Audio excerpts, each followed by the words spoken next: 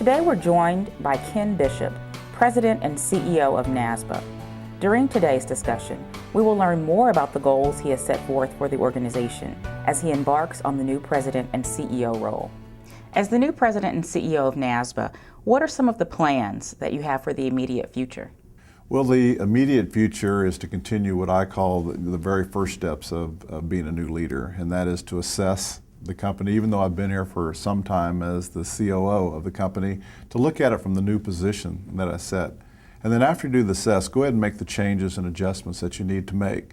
That might be changing people around. That may be having some people go away and some people coming into the organization.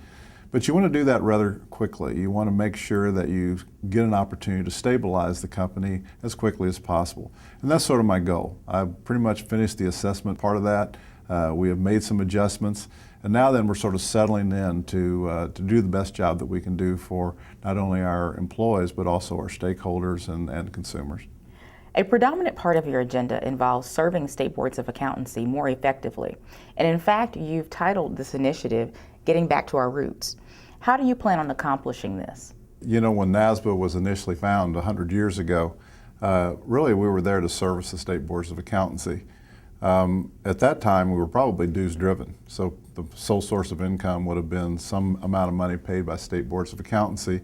But now we have much more in front of us as far as operating the CPA examination. Also, state boards have more needs. So in the 100 years, somewhere I think when we got a little bit off the path of focusing on state boards of accountancy. So what I've said is in the Back to Roots initiative is that let's focus on balancing what we're doing. 50% of our passion, our energy, our money, our drive goes directly to state boards of accountancy, and we've already taken steps to undertake that mission. NASBA offers a variety of products and services to state boards of accountancy, be it CPA examination services, CPA mobility, CPA Verify most recently. Are there any other products and services that can be of benefit to state boards? They are. We don't want to lose our entrepreneurial spirit. So even though we're doing well with the businesses that we have, we are looking to the future. Two exciting new lines. One is the International Qualification Appraisal Service. For many years, NASBA, currently 32 states rely on us to do transcript evaluations to determine the eligibility of their candidates, but we have not ever undertaken to review international transcripts. And several state boards through the years have asked us to do that. When I was at Missouri, I actually asked NASBA to consider doing international transcript evaluations. So we have decided to go into that line of business. We are about ready to make a hire of a senior evaluator position to help launch that, buy a library and do the other things. And we've been out kind of learning the field. So very soon we'll be launching that important line of business. Again, makes me feel good. It goes back to the Roots mission, is this is something that state boards have asked us to do. Another product is an enhancement of our Candidate Performance Handbook. Again, that's a system and a book that we've had for a long time, but it really wasn't particularly useful because the material in it was pretty dated. So we've looked at new ways of utilizing more current research and use of our data so that candidate is almost a real-time a book that has had more current and more reliable data. Just to give you an example, if one of our customers who uses that book wants it, they can now go out, buy it online. It's printed pretty much that night and goes out the next day. So it's an exciting way for us to give more current and more valuable information to our consumers. Can you discuss any further plans of the international administration of the CPA examination since you've worked so closely with it? Yes, pretty exciting. In February, we began in South America. We're already in Asia and the Middle East, and when we launch in Brazil in February, that will give us another toehold in another continent, which is exciting for us. We're also going back and looking, for example, in the Middle East, probably going to Saudi Arabia, maybe Egypt sometime soon. We're looking around in the Asian umbrella as well. So yeah, we've got to continue to have momentum. We decided at the very front end of this to take a slow, conservative, and safe approach. And so as we get more experience, as we feel more comfortable with our international initiative, then we continue to slowly expand, and that growth will continue until we cover much of the globe. Great leaders often surround themselves with solid support.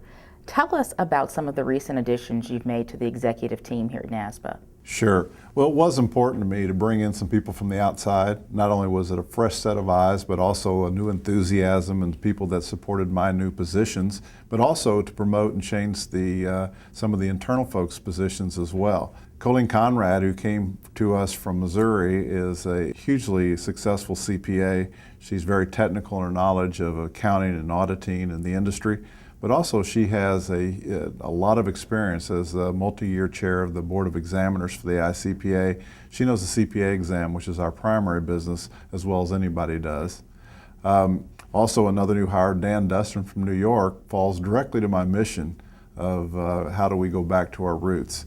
Dan is a very independent fellow. When he was executive director of New York, he often challenged NASBA. He challenged me on many of the things that we have tried to do at NASBA, but he always did it fairly and he always did it with good arguments.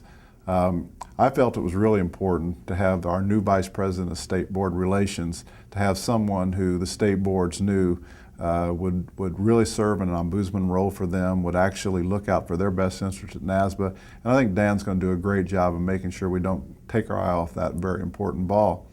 Also internally, Michael Bryan, who served as the CFO, has done a great job at NASBA, also has been promoted to Senior Vice President. That's an important change. Michael played a huge role in the PCS sale and other acquisition work that we've done. And we quickly discovered that he had a lot of strengths beyond just CFO. So it's great to have him as a part of the executive team. Another change internally, Ed Barnicott, who served as our Chief Technology Officer, he has now moved over to be a Vice President of Strategic Planning and Program Management. That's important to NASBA because a lot of what we do is sometimes a little haphazard in the fact that we have so many balls in the air that we have to keep track of our progress and our success. So Ed has an important job of making sure that we hit our marks, that we do things on time, on budget, and most importantly, that we just don't drop balls, that if we make promises to state boards, to stakeholders, that we follow through and do the things that we promise to do. How do you plan on imprinting your personality within the NASBA culture? Well, I think that happens sort of naturally whenever there's a change of leadership. I follow a dynamic leader who certainly had a spirit about him for NASBA, and I hope that I can keep that family spirit, that family culture that we have here at NASBA. But I also am a big believer in accountability, simple things like do no harm, do the right thing. And so I have a lot of emphasis on that. I mean, we have great people, we have great infrastructure, we have great tools at NASBA, and what I hope to do is just enhance our capability and while remaining that good family culture that we have. You've taken quite an interesting path toward becoming CEO of NASBA. In fact, you're a graduate of Missouri State Highway Patrol Academy and the Federal Criminal Justice Academy. How have you applied what you've learned in those particular instances to state boards of accountancy? Well, public protection is public protection. I mean, I was a cop for much of my career and very proud of that career. And in fact, it ranged from state police to chief of police to undercover narcotics. So I've kind of done it all. But the bottom line is that what our state boards do and what NASBA assists them in doing is just as important. Protecting the public from people who do things, whether it's from lack of confidence or some people that do things just to be bad, for personal gain, is something very important that we do. So I feel very comfortable. I think it was a natural transition to move from real protection on the streets to public protection of the white paper type arrangements that we do with NASBA and with state boards of accountancy. As the new CEO of the NASBA Center for the Public Trust, what are some of your goals for the immediate future, and what are some of the accomplishments you hope to achieve? Well, first of all, let me tell you that I'm very, very supportive of our Center for Public Trust. When I became the president and CEO of NASBA, one of the things that I knew immediately is that I had a lot of heavy lifting to do on the NASBA side, and also trying to be president of the Center for Public Trust was going to be a lot on my plate at a short period of time. So I want to say I'm very grateful that Alfonso Alexander has agreed to come in as the president of Center for Public Trust.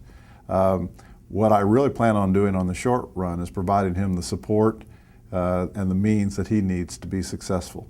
I will tell you that last year at Alabama, when I saw the student chapter, the representatives of the student chapter come in and visit us, I was blown away by their enthusiasm, by their integrity, by their forthright thinking. Sometimes people ask me, and again, going back to our roots, is how does NASBA justify the Center for Public Trust? And I always look at our mission, and I think we can argue that helping young people get a good ethical underpinning to start their careers out thinking about ethical behavior certainly helps state boards in their relationship with the citizens of their states and protecting them. So I'm very pleased with our investment and our opportunity to help young people start off in a good path. By the end of the year, the amount of student chapters in the Student Center for the Public Trust will have more than tripled to 12. What do you think this growth says about ethics and its place among our nation's future? Well, I hope it says that young people are interested in ethics and that they want to do the right things.